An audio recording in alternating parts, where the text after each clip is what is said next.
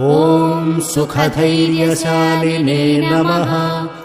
ॐ सन्तानसम्पत्परिशुद्धभक्ति विज्ञानवाग्देहसुपाठवादिदात्रे नमः।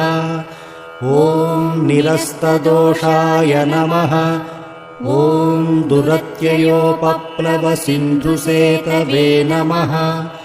ॐ प्रत्यर्थिमूकत्वविधानभाषाय नमः। ॐ विद्यत्परिज्ञेयमहाविशेषाय नमः।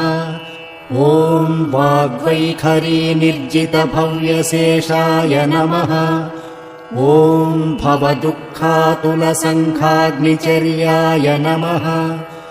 ॐ समस्तदुष्टग्रहनिग्रहेशाय नमः। ॐ निरवध्यदोषाय नमः। ॐ